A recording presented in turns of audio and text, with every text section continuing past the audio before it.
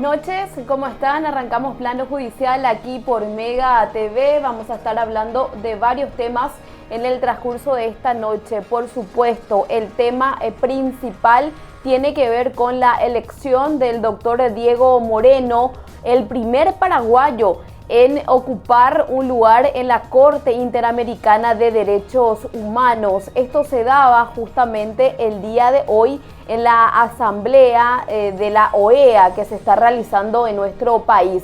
Buenas noches, Lucas, ¿cómo estás? Buenas noches, Noelia, muy bien, un saludo también para la gente que ya nos está acompañando y hay que hablar por supuesto de este hito, de lo que representa la elección del doctor Diego Moreno como juez de la Corte Interamericana de Derechos Humanos. De hecho va a ser el primer jurista paraguayo en integrar este prestigioso colegiado jurídico y por supuesto también las repercusiones de todo lo que generó esta elección del doctor Noelia. Así es, Lucas, y ya le quiero dar la bienvenida a la ministra de la Corte Suprema de Justicia, la doctora Carolina Llanes. Buenas noches, doctora, gracias por acompañarnos aquí en Plano Judicial.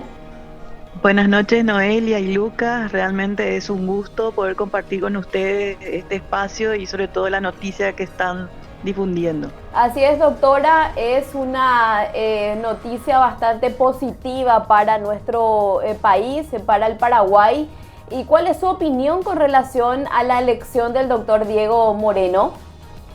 Yo creo que tenemos un representante de lujo para la Corte Interamericana de Derechos Humanos en 32 años de la sanción de nuestra Constitución Nacional, que marcó un hito justamente en la reivindicación de la dignidad humana y de los derechos humanos de los ciudadanos y ciudadanas del Paraguay después de nuestros años de oscura historia de autoritarismo y dictadura. Este hecho posiciona al país en un sitial de preponderancia para el reconocimiento y la reivindicación de estos derechos humanos. En ese aspecto, doctora, estamos hablando de un paraguayo que llega a un lugar que es sumamente importante. Siempre veíamos y seguíamos, por supuesto, también lo que tiene que ver la sesión e incluso también las sentencias emitidas por la Corte Interamericana de Derechos Humanos, pero hoy un compatriota va a formar parte de este colegiado. ¿Cómo deja nuestro país todo esto? Y realmente nos llena de emoción, de orgullo y de alegría y sobre todo de satisfacción por alcanzar tan alto sitial dentro de un organismo tan importante en las Américas, del cual el Paraguay es miembro integrante y es suscribiente de todos los convenios, tratados y documentos que se han acordado a favor de los derechos de las personas. Entonces vamos a contar con un representante realmente de altísimo nivel. El doctor Diego Moreno es un profesional dedicado, él tiene un perfil académico e intelectual de altísimo nivel. Además está dotado de cualidades humanas muy importantes.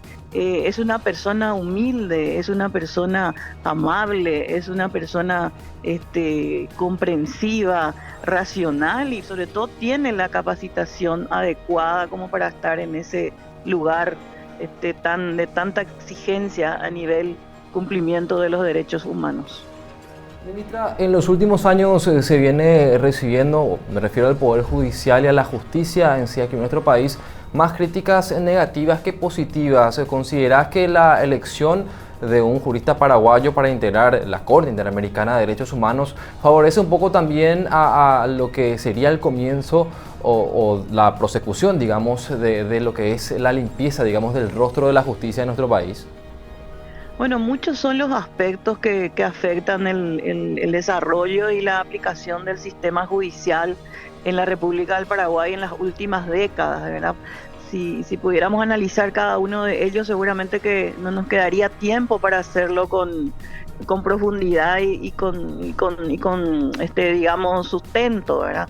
El trabajo de la Corte Interamericana de Derechos Humanos se relaciona, digamos, directamente al plano de la aplicación de los mismos, ¿verdad? Y el sistema de justicia obviamente se encarga de todas las controversias acontecidas en en la República del Paraguay, que tienen que estar ajustadas a la Constitución y a las leyes, ¿verdad? Y los jueces tienen que actuar con independencia e imparcialidad en cada caso. Pero para que eso resulte así verdaderamente efectivo como lo diseña la Constitución y lo establecen las leyes, se requieren una serie de aspectos que tienen que cumplirse, como por ejemplo una cuestión presupuestaria, ¿verdad? Pareciera que lo material no tendría, digamos, importancia en relación a la función que tienen los jueces, pero sí tiene directa relación. Hay que dotar al Poder Judicial, al sistema de justicia, de todos los aspectos básicos como para que los jueces puedan tener posibilidad de estudiar, analizar los casos concretos y actuar con absoluta independencia, ajeno a todas las presiones de todo tipo, para llegar a resolver los casos, ¿verdad? Entonces hay una cuestión básica que en este momento tiene que atenderse en relación al Poder Judicial y tiene que ver con su fortalecimiento presupuestario, con el respeto a su autarquía, con la atención a su presupuesto y a los planes que tiene para cada año en relación a su ejecución. Todo eso tiene que atenderse. No es instalar las leyes y todo, que todo funcione mágicamente. Hay un esfuerzo muy grande que se hace desde el interior y ese esfuerzo tiene que estar acompañado también por los otros poderes del Estado y por los estamentos de la sociedad civil, que tienen que entender también cuál es la función delicada que ejercen los jueces, ¿verdad? Entonces, desde adentro puedo decir muchas cosas, seguramente cuando tengamos más tiempo, pero es una tarea inmensa, ciclópea, que requiere también ser reconocida, ¿verdad? Por otro lado, vivimos actualmente dentro de una sociedad convulsionada por la globalidad, por el avance tecnológico, por la expansión también de la delincuencia transnacional, y todo eso afecta obviamente a los sistemas democráticos de los países que padecen este fenómeno, y el sistema de justicia es el protagonista principal, porque es el que tiene que atender estos conflictos y tiene que darle respuestas útiles y oportunas, ¿verdad? Pero para que todo eso suceda se tienen que dar también las condiciones materiales, humanas, técnicas, de libertad, como para que se puedan resolver los casos, ¿no? Y de esa manera otorgarle confianza y credibilidad a la justicia. Ministra, y también un poco, por supuesto, podemos decir que esto representa, o se puede decir también que el jurista paraguayo tiene la suficiente formación académica, intelectual y profesional como para ocupar este tipo de espacios, y también podemos decir que eso representa una satisfacción para las personas que se encargan de la formación jurídica, justamente de los jueces y de todos los integrantes del sistema de justicia en nuestro país. Desde luego, en el caso del doctor Diego Moreno, es una persona que altamente capacitada, que perfectamente podría manejarse dentro de los estándares altos que se manejan a nivel Corte Interamericana, a nivel de integración internacional de estos altos organismos, ¿verdad? Nosotros vamos a tener un representante que va a estar a la altura de las exigencias de dicho organismo. Por eso yo creo que tenemos que estar contentos y tranquilos del rol que va a representar como juez de la Corte Interamericana el doctor Diego Moreno hoy. Muchísimas gracias, ministra, por su tiempo, por compartir con nosotros aquí en Plano Judicial. A ustedes también, muy amables. Gracias por llamar. La ministra de la Corte Suprema de Justicia, Carolina Llanes, y vamos a compartir también lo que pasaba en la asamblea, momento en que era electo nuestro compatriota, el doctor Diego Moreno. Expreso mis sinceras felicitaciones a los señores Diego Moreno Rodríguez Alcalá con 16 votos y Alberto Borea con 15 votos.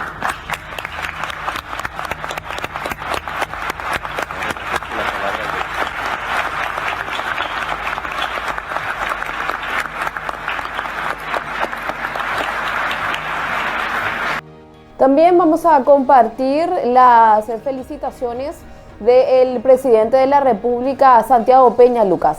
Asimismo, Noelia, no solamente los que conforman parte del sistema jurisdiccional y por supuesto los abogados que conocidos felicitaron y se pusieron contentos con esta decisión, sino también el propio presidente de la República, Santiago Peña, quien emitió este mensaje a través de su cuenta de ex Twitter. Dice: Paraguay en los sitiales más altos y prestigiosos. Por primera vez un paraguayo integrará la Corte Interamericana de Derechos Humanos. Felicito al doctor Diego Moreno, un profesional con una gran preparación intelectual e integridad moral que honrará a nuestro país como juez de este tribunal internacional. Agradecemos a las naciones hermanas que honraron a nuestro país con su voto. Hay que decir que de todos los que estaban postulados para poder conformar la Corte Interamericana, él fue el que obtuvo la mayor cantidad de votos, 16 en total, ¿no? También vamos a compartir otras felicitaciones, como es el caso del doctor César Ruffinelli, a través, por supuesto, de la cuenta de X, en donde dice lo siguiente el doctor César Ruffinelli: felicitamos al profesor doctor Diego Moreno Rodríguez Alcalá, flamante miembro de la Corte Interamericana de Derechos Humanos, un orgullo para nuestro país, la comunidad jurídica nacional y la comunidad educativa de la Facultad de Ciencias Jurídicas y Diplomáticas UC como egresado. La Facultad de Derecho 1 también, también hace una felicitación, Lucas. Así es, también se expidió esta casa de estudios que podemos decir, de hecho es la más antigua en cuanto a formación de abogados en el país y miembro de la Universidad Nacional de Asunción. Vemos en imágenes lo que fue también este mensaje. Felicitamos al profesor doctor Diego Moreno por ser elegido como miembro de la Corte Interamericana de Derechos Humanos, el primer paraguayo en lograrlo. Se resalta también, por supuesto, esa situación.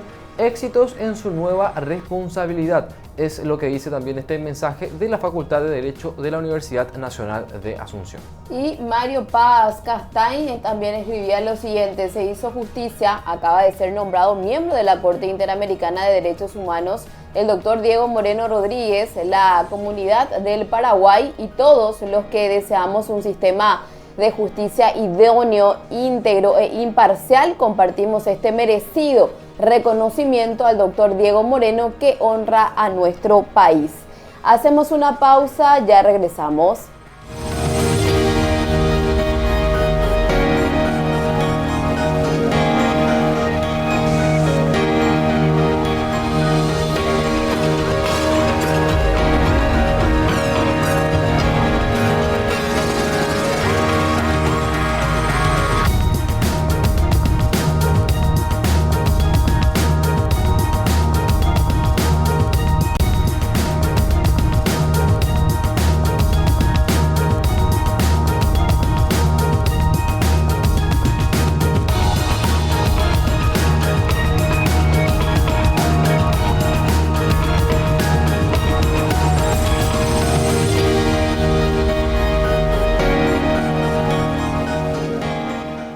Seguimos informando aquí en Plano Judicial para hablar también sobre esta reunión protocolar que se mantuvo con el presidente de la Corte Suprema de Justicia, miembros de la máxima instancia judicial, con la presidenta de la Corte Interamericana de Derechos Humanos, Nancy Hernández, y también estuvieron presentes los miembros de esta Corte de Lucas. Así es, Noelia. Por ejemplo, ahí vemos en las imágenes esta reunión que tuvo como participantes también a los altos miembros del Poder Judicial, los ministros de la Corte Suprema de Justicia, el presidente Luis María Benítez Riera, también los vicepresidentes primero y segundo, Gustavo Santander Danz y Alberto Martínez Simón, también otros ministros como la doctora Llanes y el doctor César Dice. Vamos a escuchar lo que decía la doctora Hernández al término de esta reunión. Bienvenida a TV Justicia. Presidenta, hoy mantuvo una reunión con los miembros de la máxima instancia judicial. ¿Cuál fue el objetivo de este encuentro? La Corte Interamericana sostiene regularmente reuniones con todas las altas cortes. Estamos de visita en Paraguay con motivo de la Asamblea General, rindiendo cuentas sobre nuestra labor del año pasado, y visitamos a todas las altas autoridades, incluida la Corte Suprema, para renovar nuestros lazos de cooperación en materia académica, en materia de capacitación y cumplimiento de sentencias de la Corte Interamericana. ¿Cuál fue la recepción que obtuvo por parte de los ministros, presidente? La mejor, una recepción como siempre muy cálida. Tenemos una larga tradición de relacionamiento desde hace muchísimos años con la Corte de Paraguay y todas las cortes de la región, y son muy especiales siempre con nosotros en la calidez con la que nos reciben. Perfecto. Muchas gracias, presidente, por su muchas tiempo. gracias. Hablando de otro tema, tenemos que hablar también de una condena a una niñera a 13 años de cárcel por abuso sexual en niños. Y para tener los detalles de lo que se pueda decir justamente de este juicio oral y público, está el fiscal Giovanni Grisetti. Buenas noches, doctor. Gracias por estar con nosotros aquí en Plano Judicial. Estoy junto a Lucas Aracho. Sí, muy buenas noches para Noelia, para Luca, para la audiencia también. Bueno, doctor, ¿qué se puede decir de este juicio oral y público en donde fue condenada una niñera? Sí, bueno, es un caso que tuvo una denuncia ya el año pasado y prosiguieron las investigaciones a través de las pruebas científicas, como ser la prueba testimonial de cámara GESEL, también evaluaciones victimológicas y algunas documentales que también guardaban relación con este hecho, así como también el informe de la psicóloga que atendió al niño en los momentos recientes y de una médica que también procedió a examinarle al niño, porque todo esto inició con cuando la madre le llamó ya la atención que el niño tenía ciertas inquietudes o molestias en las partes genitales, y entonces le trata de revisar cuál es el problema, cuál es la situación, porque no era la primera vez que ella tenía así incomodidades en la zona genital, y el niño tenía 4 años cuando eso. Entonces luego prosiguió las diligencias. En una noche el niño se despierta mencionando el nombre de la persona y como que asustado el niño, y como que estaba soñando un episodio y diciendo no, y da el nombre de la persona, no, ya no quiero más, no me gusta. Y entonces ahí le pareció raro que pronuncie el nombre de la niñera y le lleva ante una psicóloga para ver a qué se debe esta especie de pesadilla, y ahí ya dan los primeros reportes de lo que estaba o lo que estaría viviendo el niño. Entonces luego le asesoran de que tendría que dar mérito para hacer una investigación, porque aparentemente el niño estaría viviendo una situación de abuso, por lo que la señora se pone en contacto con la fiscalía y ahí empiezan las primeras diligencias, y que al fin y al cabo dieron mérito para la imputación, luego ya la acusación, y se elevó la causa a juicio oral, y es lo que justamente el Tribunal de Sentencia ha dictaminado, que efectivamente se pudo establecer que esta niñera realmente realizó los actos sexuales entre un periodo entre el año 2000 hasta enero de 2023 aproximadamente. En este caso, doctor, vemos que el abuso se dio, podemos decir, de una manera sistemática. La condena es de 13 años. La expectativa, ¿cómo se determinó finalmente para imponer esa sanción, y cuál era el marco penal al cual se exponía también un poco esta mujer atendiendo a esa situación, doctor? Sí, la expectativa, el tribunal fijó entre 10 a 15 años de pena privativa de libertad, porque se incursionó el tribunal por el 135, inciso primero e inciso segundo, teniendo en cuenta que en diversas ocasiones se dio estos episodios de tocamientos. Entonces ya está insertado la cuestión de la continuidad o la reiteración de los tocamientos, entonces el marco penal se correspondía con 10 a 15. Por el contrario, la fiscalía, o sea, en mi caso, yo había planteado que el marco penal, al haber concurso de hechos punibles, en realidad el marco penal era de 22 años y medio, porque en la cámara GESEL también ocurrió un detalle surgido, que este niño, que ya en el momento de la cámara GESEL ya tenía creo que 7 años, contó que lo que le pasó a él también le ocurrió a su hermano menor, que tiene como 3 años menos que él, pero que todavía no sabe darse a entender, o por lo menos no asume como que está siendo víctima. Por eso es que ante el psicólogo, el menor de ellos dos no pudo brindar una información o relatar un episodio de tocamiento o de quién fue, porque no, por la edad, Claro. dice el psicólogo que todavía no sabe expresar ni comentar ni saber qué es lo que está pasando con él. Pero este nene mayor, el de 7 años, contó lo que le pasó al niño, y de ahí entonces yo mencioné que hay un concurso hecho punible porque hay 2 víctimas que fueron que padecieron abusos sexuales, y por ambas personas entonces eran diversas ocasiones por un niño y diversas ocasiones por el otro niño, y por eso el marco penal es hasta 22 años y medio, porque ya daba otro hecho punible y había Claro. o sea, había un concurso por 2 hechos punibles del 135 inciso primero e inciso segundo por cada víctima. Ahora, doctor, Y fue entonces, que, bueno, sí, no fue ¿cómo? suficiente, podemos decir, doctor, esa prueba, la declaración en la Cámara Gesell por parte de la víctima, de quien sí se probó y se pudo obtener justamente esta condena. O sea, no fue suficiente esa declaración. Para el Ministerio Público y para el tribunal sí, porque se consideró y se plasmó en la sentencia de que se tiene por probado que son 2 niños víctimas, dice, y que será establecido esta situación en el quantum de la pena. Sin embargo, al momento de dictar la sentencia condenatoria, no se fijó o no se fundó la medición de la pena según el artículo 65, conforme a la existencia de un segundo niño víctima también. Por lo tanto, en esa parte encuentro yo un agravio de parte de la Fiscalía, que va a ser mi motivo de apelación por la pena, y eventualmente que se haga un nuevo juicio en donde voy a pedir obviamente una pena más elevada. Claro, o sea, podríamos decir inclusive, doctor, que a priori el Ministerio Público no está conforme con lo que se pudo determinar, o al menos con lo que se plasmó en el fallo, y ya adelantás entonces que vas a presentar una apelación. Así mismo. Doctor, aparte de eso, también cuando hablamos de abuso sexual en niños, y sobre todo algo que se está pendiente, tiene que ver con las niñeras. Así que eso es algo que preocupa bastante, doctor. Sí, eso fue un punto también interesante, por eso el acervo probatorio, el cúmulo que se logró admitir o introducir en este proceso penal, que luego fueron producidos en juicio, fue bastante esclarecedor, porque normalmente no se suele al menos ver un episodio con las mujeres que realizan actos de abuso. O sea, sabemos que también se dan los casos, pero no es la estadística mayoritaria al menos.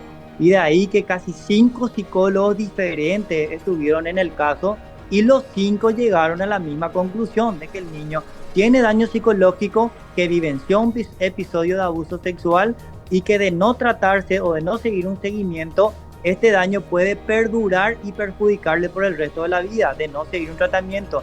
Pero donde más o menos podría empezar a repercutir esta secuela es a partir de la adolescencia, mencionó también uno de los psicólogos. Entonces, por ahí la Fiscalía menciona que este es un caso muy grave, y que por eso pide al menos que la pena sea tenida en cuenta dentro del marco penal de hasta 22 años y medio por haber otra vez concurso. Con el 70. Gracias, doctor, por compartir con nosotros aquí en Plano Judicial.